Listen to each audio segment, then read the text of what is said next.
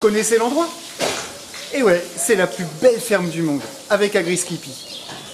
Je vais vous dire un secret. Il y a des gens, ils aimeraient bien qu'on arrête l'élevage. Ils considèrent que l'élevage, c'est une mauvaise chose. Oh, vous les connaissez tous, ils ont été très relayés dans les médias. Mais arrêter l'élevage, ce serait une catastrophe. L'élevage, c'est la principale activité économique de nos petits villages de campagne, de nos territoires ruraux. Une ferme comme la mienne, ça fait 8 emplois, ma salariée et 7 emplois indirects. Des gens qui vont travailler en aval, mes fournisseurs, mes conseillers, mes conseillères, les inséminatrices, les inséminateurs. Puis j'en passe, il y en a énormément dans la comptabilité et tout. Et dans la transformation et la distribution pour vous fournir une alimentation de qualité.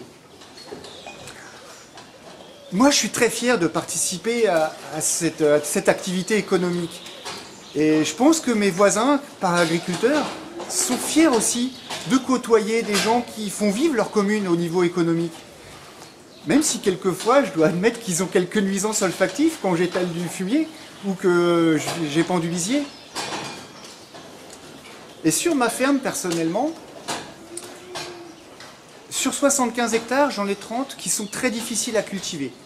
Il y en a 15 qui sont des prairies inondables, où on ne peut faire pousser que de l'herbe, et 15 autres qui sont des terres très très séchantes et caillouteuses, où c'est pareil, il n'y a que l'herbe qui peut m'assurer un revenu.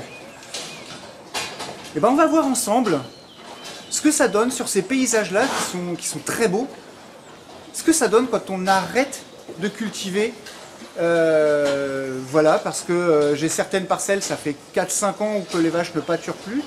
Un autre petit bout de parcelle, ça fait 20 ans que les vaches n'y vont plus.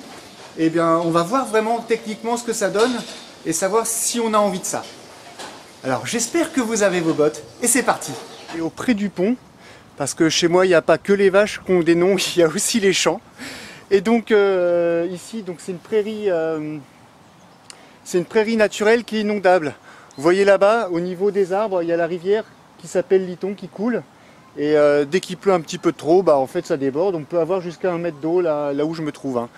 Et il y a un endroit qu'on va voir là tout de suite qui est pas pâturé depuis, où les vaches ne vont pas depuis 4-5 ans. Pour des raisons à la fois d'érosion des bords de rivière. Elles abîmaient les bords de rivière, donc j'ai arrêté de le faire. De les faire pâturer là. Et puis du coup ici je fais que de la fauche, que de la récolte d'herbe pour l'alimentation hivernale. Et puis l'endroit qu'on va aller voir, on n'y est pas tout de suite parce qu'il y a un peu de vent et ça, je pense que ça craindrait au niveau du micro. Donc l'endroit qu'on va aller voir, il est trop étroit et je ne peux pas y passer en tracteur, donc on va aller voir ce que ça donne. Donc voilà, on y arrive. On voit bien la démarcation de là où c'est fauché régulièrement et là où ça ne l'est pas. Donc voilà ce que ça donne. Ça, c'est des orties qui sont sèches. Voilà, donc quand je vous parlais d'inondation, eh ben ça commence. Donc voilà ce que ça donne en fait. Les broussailles, clairement, prennent le dessus. Et puis très rapidement, il y a des jeunes arbres qui poussent, les orties, donc ça devient vite assez crado en fait. Je vais vous emmener donc auprès de la chapelle, qui est aussi une prairie inondable, qui est aussi en bordure d'Iton, et où je peux faire pousser que de l'herbe, il n'y a que de l'herbe qui peut pousser ici. Et je vais vous emmener dans un coin qui n'a pas été cultivé depuis à peu près 20 ans, même un peu plus, pour voir à quoi ça ressemble quand on arrête l'activité de l'élevage. Sur des parcelles. On va aller voir ça. C'est parti. Donc c'est juste là. C'est un peu Koh-Lanta, désolé. Donc voilà, on voit nettement les ronces, les broussailles. Il y a un jeune chêne qui se tient là. Voilà, ça doit être un frêne. Voilà, plusieurs jeunes arbres, beaucoup de broussailles.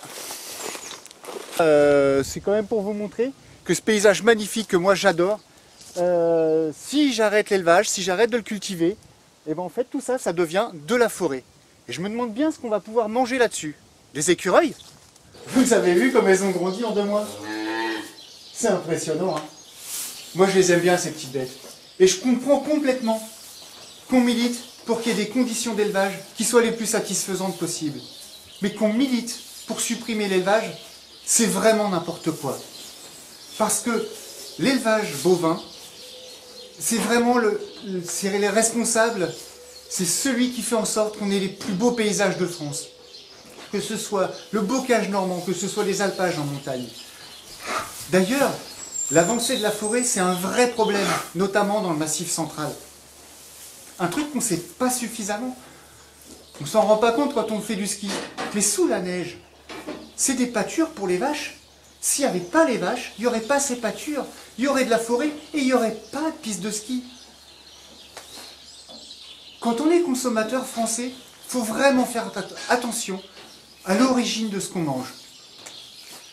Parce que les produits importés, est-ce qu'on est vraiment sûr de la sécurité sanitaire des produits? Est-ce qu'on est vraiment sûr du bien-être animal appliqué dans les élevages? Est-ce qu'on connaît la réglementation environnementale des pays comme le Brésil par exemple? Je ne suis pas sûr. Moi je voudrais dire merci à tous ceux qui mangent de mes produits. Merci à tous ceux qui mangent des produits laitiers, qui mangent de la viande.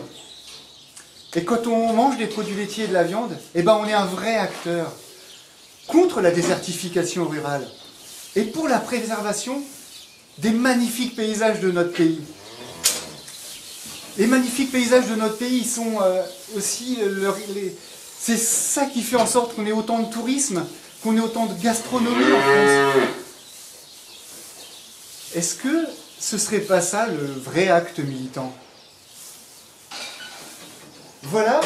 En fait, j'espère vraiment vous avoir renseigné le maximum possible sur ce qui se passerait, hein, sur les conséquences que ça aurait d'arrêter l'élevage bovin en France. Je vais faire un petit big up à Thierry, à Gilles et à David que j'ai rencontrés au Salon de l'Agriculture. Merci à eux. Et pour les conseils sur le montage des vidéos et tout. Et on se retrouve bientôt pour de nouvelles aventures. Abonnez-vous, un petit pouce bleu, ça fait toujours plaisir. Et j'adore les commentaires sympas. Voilà, allez, salut!